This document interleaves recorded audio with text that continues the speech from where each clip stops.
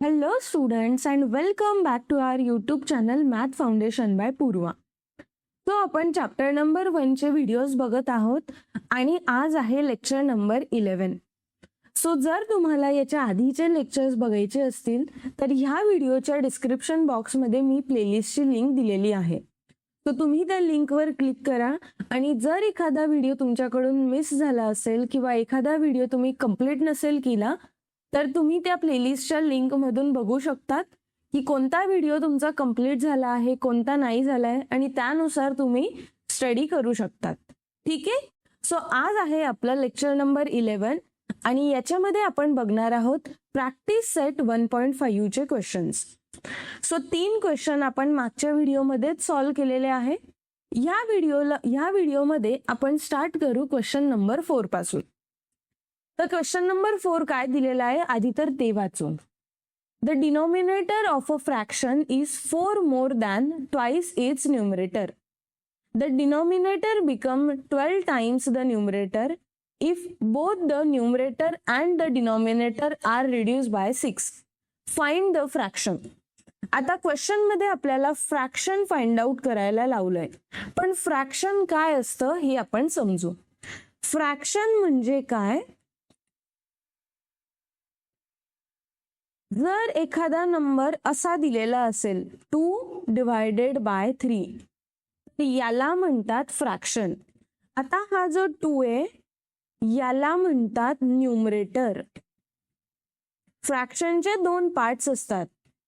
वरचा पार्टला म्हणतात न्यूमरेटर आणि हा जो खालचा पार्ट आहे याला म्हणतात डिनॉमिनेटर. ओके. आणि न्यूमरेटर डिवाइड बाय डिनॉमिनेटर केलं तर आपल्याला काय मिळतो? फ्रॅक्शन. ठीक आहे. सो सपोज अजून एक नंबर घेतला 4/5. सो याच्यात 4 न्यूमरेटर आहे आणि 5 आहे डिनॉमिनेटर. आपल्याला क्वेश्चन मध्ये फ्रॅक्शन फाइंड आउट करायचंय. सो फ्रॅक्शन जर फाइंड आउट करायचं असेल तर आपल्याला काय लागेल? एक न्यूमरेटर आणि एक डिनॉमिनेटर.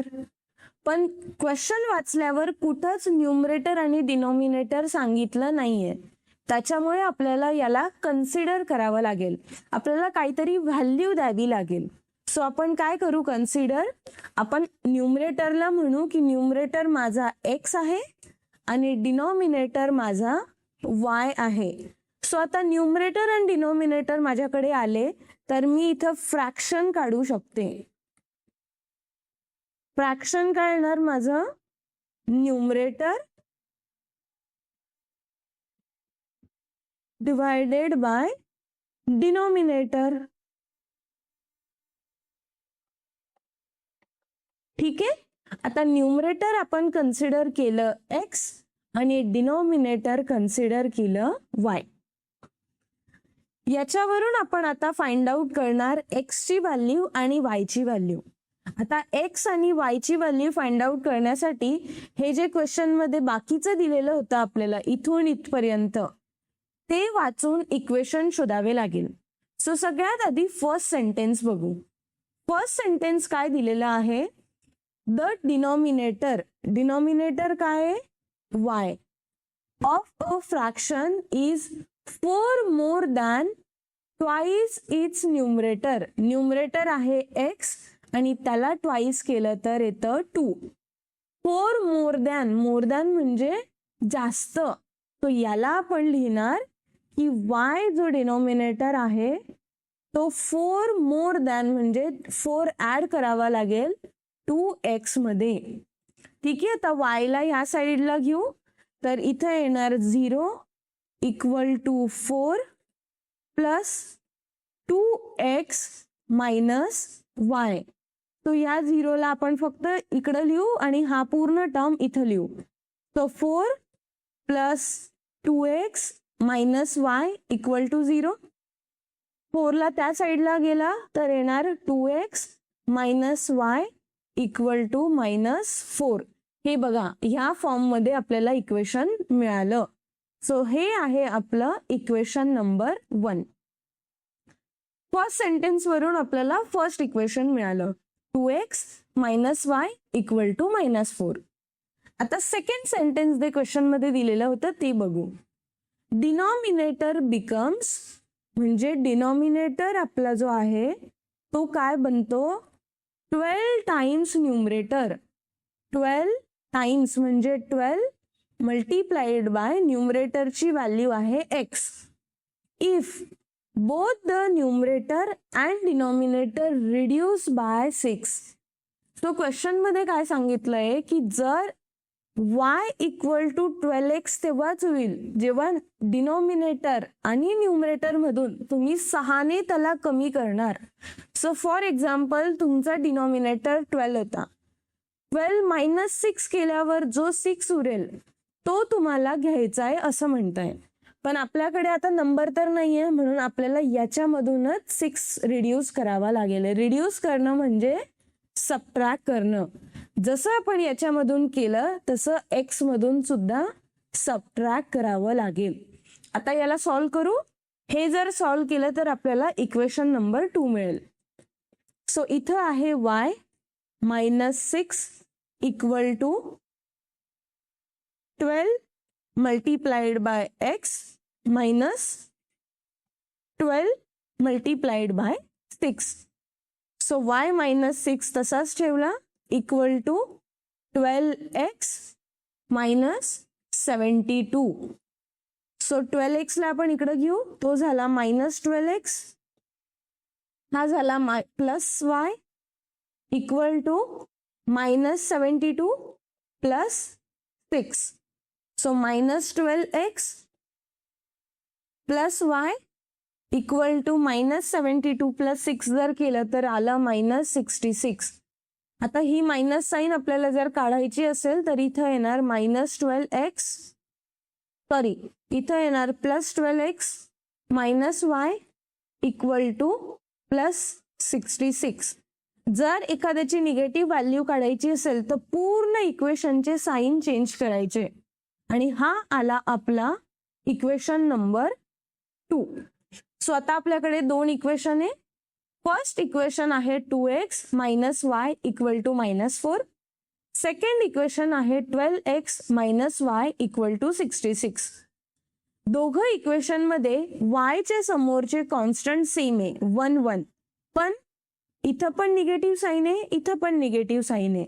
आणि जेव्हा साईन सेम असते तेव्हा आपण काय करतो सबट्रॅक्ट करायचे असतील तर ह्या इक्वेशनच्या सगळ्या साईनला चेंज करायचं.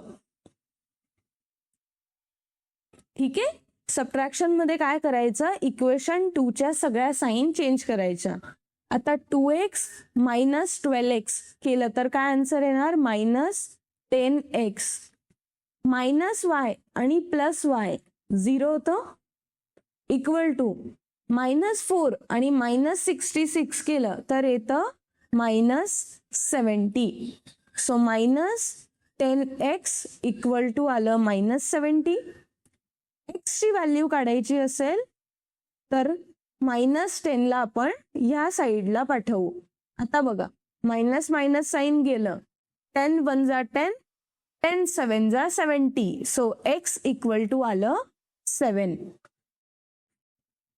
x ची व्हॅल्यू आपण जर इक्वेशन नंबर 1 मध्ये पुट केली तर आपल्याला कोणाची व्हॅल्यू मिळेल मग y ची. सो इक्वेशन नंबर 1 आहे 2x minus y equal to -4. So 2 multiplied by 7 केलं आणि बाकीचं तसंच ठेवू. 2 मल्टीप्लाइड बाय 7 होणार 14 आणि 14 तिकडं गेला तर तो होणार -14.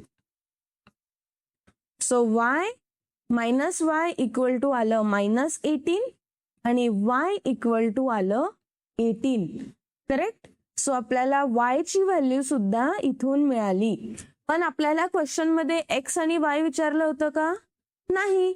क्वेश्चन मध्ये आपल्याला काय विचारलं होतं फ्रॅक्शन. आणि फ्रॅक्शन आपण शोधला होता की x डिवायडेड बाय y ने. आणि आता आपल्याकडे दोघं पण व्हॅल्यूज आहे. x ची व्हॅल्यू आहे 7 आणि y ची व्हॅल्यू आहे 18. आणि हे झालं आपलं फायनल आन्सर. सो कधी पण जे क्वेश्चन आपल्याला सेंटेन्स मध्ये दिलेले असतात त्याच्यामध्ये जे ऍक्च्युली विचारलेलं आहे तेच आपल्याला फायनली काढावं लागतं.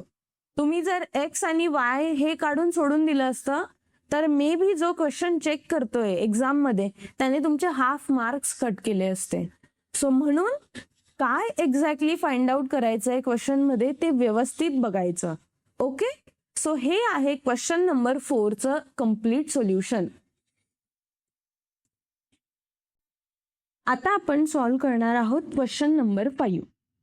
तो क्वेश्चन नंबर 5 बघून तर खूप मोठा वाटतोय, पण आपण याला आता एकदम मस्त सोप्या पद्धतीने बघूया.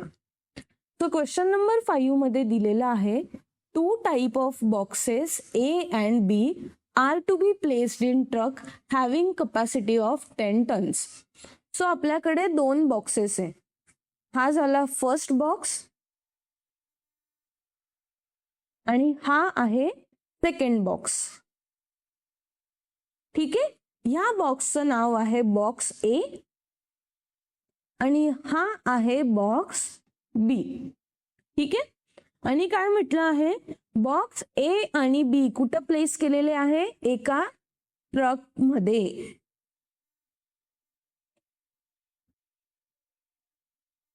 ठीक आहे, हे आहे ट्रक मध्ये बॉक्स ए आणि बॉक्स बी ठेवलेलं आहे. आपल्याला काय विचारलेलं आहे, when 150 boxes of type A, 100 boxes of type B are loaded in the truck, its weight is 10 ton. But when 260 boxes of type A are loaded in the truck, it can still accommodate 40 boxes of type B so that it is fully loaded. Find the weight of each box. तो question मध्ये simple दिलेला आहे की तुमच्याकडे 2 boxes होते, box A आणि box बी. ते दोघं बॉक्सेस तुम्ही एका ट्रक मध्ये लोड करताय. आम्हाला काय फाइंड आउट करायचंय, आम्हाला हे शोधून द्या की बॉक्स ए चं किती वजन आहे आणि बॉक्स बी चं किती वजन आहे. सो ह्या टाईपच्या प्रॉब्लेम मध्ये आपण नेहमी काय बघतो की शोधायचं काय. सो इथं आपल्याला कळालं की आपल्याला वेट ऑफ बॉक्स ए आणि वेट ऑफ बॉक्स बी शोधायचंय. सो आपण सगळ्यात आधी कन्सिडर करू बॉक्स ए चं वेट आहे एक्स आणि बॉक्स बी चं वेट आहे वाय, कारण हे वेट आपल्याला क्वेश्चन मध्ये दिलेले नाहीये. आता एक्स आणि वाय तर आपल्याला कळालं काय आहे, पण एक्स आणि वाय ची व्हॅल्यू काढण्यासाठी आपल्याला इक्वेशन लागेल आणि ते इक्वेशन्स आपल्या क्वेश्चन मध्येच दिलेले असतील. सो आपण आता एक एक सेंटेन्स बघू आणि त्याच्यापासून इक्वेशन फॉर्म करू. पहिलं सेंटेन्स आहे when 150 box of type A.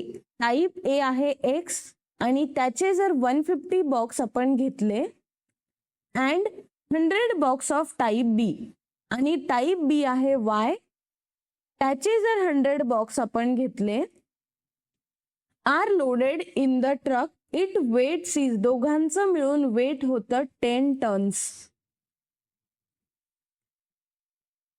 आता 1 टन म्हणजे असतो, जर 1 टन वेट असेल तुमचं तर ते असतं 1000 kg. ठीक आहे, 1 टन म्हणजे 1000 kg, तर 10 टन म्हणजे काय येणार इथं, 10,000 kg. आणि बाकीचं आपण इक्वेशन तसंच लिहू, 150x plus 100y equal to 10,000 kg. आता हे इक्वेशन खूप मोठं दिसतंय आणि आपल्याला माहिती आहे की 150 आणि 100 याला जर कोणता कॉमन नंबरने डिवाइड करू शकतो तर तो नंबर आहे 50. सो मी इथं लिहिणार डिवाइड बाय 50. सो दोघीकडे जर आपण 50 ने डिवाइड केलं, सो 150 डिवायडेड बाय 50 किती होणार, 150 डिवायडेड बाय 50 केलं तर ते येतं 3x प्लस 100 डिवायडेड बाय 50 येतं 2y, तसंच आलं. आणि 10,000 डिवायडेड बाय जर 50 केलं तर ते आलं 200. आणि हा झाला, आता आपण इथं काही डिवाइड नाही करू शकत म्हणून हा झाला आपलं इक्वेशन नंबर 1. ठीक आहे. आता आपण बघू क्वेश्चन मध्ये बाकी काय दिलेलं होतं. When 260 boxes of type A, so type A आहे X आणि त्याचे 260 boxes घेतले, are loaded in truck, it can still accommodate 40 boxes of type B, so plus 40 boxes of type B, so that it is fully loaded. आणि fully loaded म्हणजे किती येते? 10 tons. हे weight fix आहे, 10 टनच weight राहणार आहे truck मध्ये. परत 260x plus 40y equal to 10 ton म्हणजे 10,000 kg. सो ह्या पूर्ण इक्वेशनला आता आपण डिवाइड करू 20 ने. So divide by 20. तो 260 डिवायडेड बाय जर 20 केलं, तो इथं बघा 260 डिवायडेड बाय 20, हा 0 कट झाला, 2 1 जा 2, 2 1 जा 2, 2 3 जा 6. सो इथं आलं 13x प्लस 40 डिवायडेड बाय 20 केलं तर आलं 2y equal to 10,000 divided by जर 20 केलं तर ते येतं 500. हा झालं आपलं इक्वेशन नंबर 2. आपल्याकडे 2 इक्वेशन आता मिळाले. फर्स्ट इक्वेशन काय होतं? 13x plus 2y equal to 500 आणि सेकंड इक्वेशन आहे 3x plus 2y equal to 200. परत y समोर हा कॉन्स्टंट आणि हा कॉन्स्टंट सेम आहे, पण दोघांची साइन पॉझिटिव्ह आहे म्हणून आपल्याला काय करावं लागेल? सबट्रॅक्शन. तो इथं मी लिहिते subtract equation number 1 and equation number 2. ठीक आहे. आता सबट्रॅक्ट करायचं असेल तर काय करतो आपण? इक्वेशन नंबर 2 च्या सगळ्या साइन चेंज करायच्या. आता 13 मायनस 3x केलं तर काय येणार आहे? 10x plus 2y minus 2y is 0 आणि 500 minus 200 is 300. So 10x equal to आलं 300 आणि x ची व्हॅल्यू कसं काढणार मग? 300 डिवायडेड बाय 10. हा 0 कट झाला, सो x इक्वल टू मिळालं आता 30. ओके. x ची व्हॅल्यू आपल्याला मिळाली आहे 30. सो ती आपण इक्वेशन नंबर 1 मध्ये पुट करू. 13 divided by 30 plus 2y equal to 500. 13 divided by जर 30 केलं, सो इथं काय येणार आहे? 3 3 जा होतं 9 आणि 3 1 जा 3. So plus 2y equal to आलं 500. So 2y equal to 500 minus 390. ठीक आहे. सो 500 मायनस 390 जर केलं तर हा आला 0, इकडं आला 1 आणि इथं पण आला 1. सो 2y इक्वल टू 110 आणि फायनली y ची व्हॅल्यू काढण्यासाठी आलं 110 divided by 2 which is equal to 55. आणि x आणि y जर आपल्याला मिळाले तर आपण काय फाइंड आउट करतो? सो जस्ट अ मिनिट, ही जी लाईन मी काढलेली आहे हिला आपण कट करू इथून. सो x आणि y जर आपल्याला पाहिजे असतील, सॉरी x आणि y चं जर आपल्याकडे नंबर आले तर आपण वेट ऑफ बॉक्स A आणि weight of box B find out करू शकतो. ठीक आहे. सो आता बॉक्स A चं वेट काय आहे? x आणि x ची व्हॅल्यू मिळाली आपल्याला 30. बॉक्स B चं वेट होतं y आणि y ची व्हॅल्यू मिळाली 55. सो याचा अर्थ x चं वेट आहे 30 kg आणि y चं वेट आहे 55 kg. सो अशा पद्धतीने आपण हा जो क्वेश्चन नंबर 5 होता याचं सोल्युशन बघितलंय. ठीक आहे. आता आपण नेक्स्ट क्वेश्चन बघू. तो क्वेश्चन नंबर 6 दिलेला आहे. Out of 1900 kilometre we shall travel some distance by bus and some distance by airplane. So Vishal नावाचा एक पोरगा आहे, त्याला एक डिस्टन्स ट्रॅव्हल करायचंय. सो त्याला सपोज ह्या पॉइंट पासून तर ह्या पॉइंट पर्यंत डिस्टन्स करायचंय कव्हर. हे पूर्ण डिस्टन्स आहे, हे आहे 1900 किलोमीटर. ठीक आहे. त्याने काही डिस्टन्स बसने ट्रॅव्हल केलंय आणि काही डिस्टन्स एअरप्लेनने ट्रॅव्हल केलेला आहे. पुढे दिला आहे bus travel with average speed of 60 kilometre per hour. So हे जर बसने ट्रॅव्हल केलं असेल तर बसची स्पीड आहे 60 किलोमीटर पर आवर. सो एका तासामध्ये बस 60 किलोमीटर जाते. The average speed of airplane is 700 kilometre per आवर. जर तो एअरप्लेनने जाईल तर त्याचं जे डिस्टन्स राहील ते 700 किलोमीटर पर आवरने जाईल. It take 5 hours to complete journey. आणि हे सगळं मिळून त्याला किती टाइम लागला? 5 hours. ठीक आहे, 5 तास त्याला लागले ह्या पॉइंट पासून तर ह्या पॉइंटला जायला. From the distance find the distance we shall travel by bus. आपल्याला फक्त क्वेश्चन मध्ये एवढंच फाइंड आउट करायचं आहे की बसने त्याने किती डिस्टन्स ट्रॅव्हल केलं, एअरप्लेनने किती केलं हे क्वेश्चन मध्ये विचारलेलं नाहीये. क्वेश्चन मध्ये आपल्याला फक्त एवढं काढायचं आहे की जेव्हा विशालने बसमधून ट्रॅव्हल करायला सुरुवात केलं, बसमधून फिरायला सुरुवात केलं तर त्याने किती डिस्टन्स ट्रॅव्हल केलेलं आहे. ठीक आहे. सो ह्या पूर्ण क्वेश्चन वरून आपल्याला 2 गोष्टी कळाल्या की डिस्टन्स ट्रॅव्हल बाय बस आणि डिस्टन्स ट्रॅव्हल बाय एअरप्लेन. आणि ह्या 2 गोष्टी क्वेश्चन मध्ये दिलेल्या नाहीयेत, म्हणजेच आपल्याला ते कन्सिडर करावे लागेल. सो आपण बसने जे पण डिस्टन्स ट्रॅव्हल केलं असेल त्याला मानू x आणि एअरप्लेनने केलेल्या डिस्टन्सला मानणार y. आता इक्वेशन जर शोधायचं असेल तर एक एक सेंटेन्स जे क्वेश्चन मध्ये दिलेलं आहे त्याला आपण बघूयात.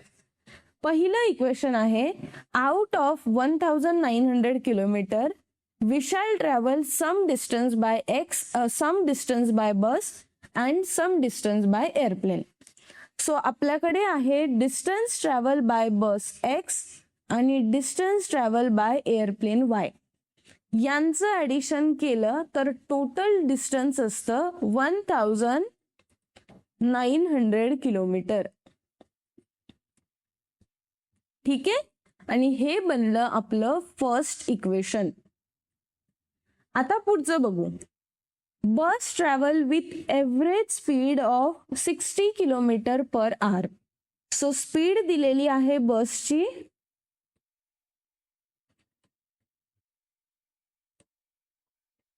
60 kilometre per hour and the average speed of airplane is 700 kilometre per hour. तो इथंच एअरप्लेनची सुद्धा आपल्याला स्पीड दिलेली आहे 700 किलोमीटर पर आवर आणि सांगितलं आहे it take 5 hours to complete the journey. जर तुम्हाला फॉर्म्युला माहिती असेल, कोणता formula? Time equal to distance divided by speed. ठीक आहे. सो टाइम आपल्याला माहिती आहे, दोघं मिळून 5 hours लागणार आहे. डिस्टन्स बाय बस किती आहे? बसचं डिस्टन्स आहे x आणि स्पीड आहे 60 किलोमीटर. तसंच एअरप्लेनचं डिस्टन्स आहे y आणि स्पीड आहे 700 किलोमीटर. सो आपण सांगू शकतो की बसला लागणारा टाइम हा आहे आणि एअरप्लेनला लागणारा टाइम हा आहे. या दोघांना जर ऍड केलं तर तो टोटल किती तासात पोहोचतोय? 5 तासात. सो आपलं इक्वेशन बनणार x divided by 60 plus y divided by 700 equal to 5. हे मी सगळं रब करते आणि हे इक्वेशन आता आपण इथं सॉल्व करणार आहे.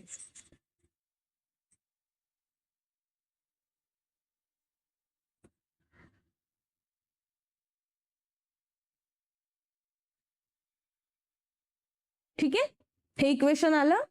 आता या इक्वेशनच्या डिनॉमिनेटर मधून आपल्याला नंबर काढायचे. असं इक्वेशन आपण सॉल्व नाही करू शकत, तर याच्या न्यूमरेटर मध्ये काहीतरी मल्टिप्लाय करावा लागेल. पण काय मल्टिप्लाय करावं लागेल हे जर तुम्हाला नाही कळत असेल ना, तर काय करायचं, ह्या दोघांचं मल्टिप्लिकेशनने मल्टिप्लाय करायचं. म्हणजे काय, 60 मल्टिप्लाइड बाय 700 आणि x डिवायडेड बाय 60. असं मी का केलं, कारण बघा हा 60 गेला. तसंच plus 60 multiplied by 700 multiplied by y divided by 700. So हा 700 कट झाला, equal to 60 multiplied by 700 multiplied by 5. So आता इथं उरलं 700x plus 60y equal to, जर याचं मल्टिप्लिकेशन केलं तर ते येतं 6 7 जा मल्टिप्लाइड बाय 5 जर केलं तर ते येतं 21. 1 2 3 4. ठीक आहे.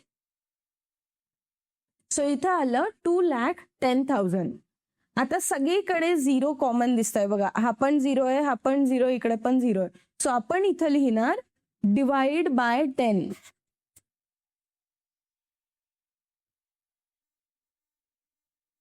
सो इथं मी लिहिते डिवाइड बाय 10.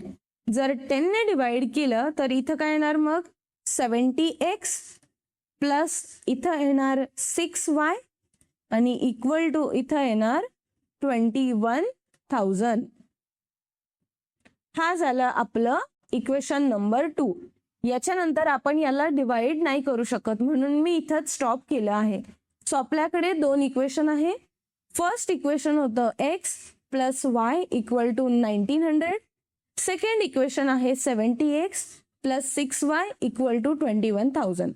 पण दोघं इक्वेशन मध्ये कोणत्याच व्हेरिएबलच्या समोर सेम व्हॅल्यू नाहीये. सो आपण काय करू, yच्या समोर इथं हा जो 6 आहे तो इथं आणायचा प्रयत्न करू. म्हणून आपण काय लिहिणार, multiply equation 1 bye 6.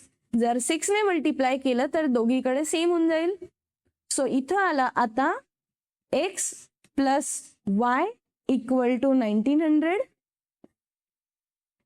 So 6x plus 6y equal to 6 multiplied by 1900. So finally आपलं न्यू इक्वेशन काय बनणार आहे, 6x plus 6y equal to, या दोघांचं मल्टिप्लिकेशन येतं 11,400 आणि हे झालं आपलं न्यू इक्वेशन नंबर 1. सो आता न्यू इक्वेशन नंबर 1 आणि इक्वेशन नंबर 2 मी लिहिलं. आपल्याकडे yच्या समोर सेम नंबर आहे 6 आणि 6, पण त्यांचं जे साइन आहे ती सुद्धा सेम आहे. आणि जेव्हा साइन सेम असतो तेव्हा आपण काय करतो, सबट्रॅक्शन. आणि सबट्रॅक्शन करणं म्हणजे इक्वेशन नंबर 2 च्या साइन चेंज करायचे. आता 6 मायनस 70x जर केलं तर ते येतं minus 64x plus 6y minus 6y झाला 0. 11,400 मायनस 21,000 जर केलं तर आन्सर येतं 9,600 आणि ही निगेटिव्ह साइन इथं आली. सो आता मायनस 64x इक्वल टू आलं मायनस 9,600. x ची व्हॅल्यू काढायची असेल तर minus 9,600 divided by minus 64 which is equal to, आता हे डिव्हिजन तुम्ही नोटबुकच्या बॅक साईडला करा किंवा मग रफ नोटबुकवर करून ठेवा. आता एवढं सगळं कॅल्क्युलेशन मी या व्हिडिओमध्ये तुम्हाला नाही सांगू शकत. सो मी कॅल्क्युलेट केलं हे आणि याचं आन्सर आलं 150. एक्स ची व्हॅल्यू 150 आली, पण क्वेश्चन मध्ये आपल्याला एक्स विचारला होता का? नाही. क्वेश्चन मध्ये विचारलं होतं find the distance Vishal travel by bus, आणि विशालने जे डिस्टन्स बसने ट्रॅव्हल केलं आहे ते आपण कन्सिडर केलं होतं एक्स. सो याचा अर्थ विशालने डिस्टन्स किती ट्रॅव्हल केला आहे? 150 किलोमीटर. ओके. वाय ची व्हॅल्यू काढायची गरज नाहीये, कारण एवढंच क्वेश्चन मध्ये विचारलेलं होतं. सो एवढंच त्याचा आन्सर असणार आहे. ठीक आहे. जर त्यांनी विचारलं असतं की एअरप्लेनची डिस्टन्स किती ट्रॅव्हल केलेला आहे, तर वायची व्हॅल्यू काढायची गरज लागली असती. ओके. सो ह्या लेक्चरमध्ये आपण प्रॅक्टिस सेट 1.5 चा क्वेश्चन नंबर 4 बघितला, क्वेश्चन नंबर 5 बघितला, आणि हा बघितला आपण क्वेश्चन नंबर 6. सो आता जर तुम्हाला वाटत असेल की मी जे व्हिडिओ बनवते ते तुमच्यासाठी थोडं तरी उपयोगी आहे, थोडं तरी हेल्पफुल आहे, तर प्लीज चॅनलला सबस्क्राईब करा. कारण कितीतरी असे लोक आहेत जे व्हिडिओज बघतात आपले, ज्यांना आपलं शिकवणं आवडतं, पण ते सबस्क्राईब नाही करत. सो तुमचं एक छोटंसं सबस्क्रिप्शन आहे, फक्त त्या बटनवर क्लिक करायचं आहे. ते केल्याने मला मोटिवेशन मिळतं, मला छान वाटतं की मी एवढी जी मेहनत घेते ते तुम्हाला वाटते किंवा ती तुम्हाला मेहनत आवडते म्हणून तुम्ही सबस्क्राईब करताय. सो प्लीज सगळ्यांना रिक्वेस्ट आहे, ज्याने कोणी सबस्क्राईब नसेल केलं चॅनलला सबस्क्राईब करा, व्हिडिओजला लाईक करत जा. आणि तुम्हाला जर कुठेही कठीण वाटत असेल, तुम्हाला वाटत असेल की हा क्वेश्चन मला नाही समजलाय, तर कमेंट सेक्शनमध्ये बिनधास्त कमेंट करा की मॅम हा क्वेश्चनचं हे सोल्युशन मला नाही समजलं, किंवा हे क्वेश्चन अशा वेने सुद्धा सॉल्व्ह करू शकलो असतं. ओके. सो हे लेक्चर मी आज इथंच संपवते. आपण भेटूया नेक्स्ट लेक्चरमध्ये.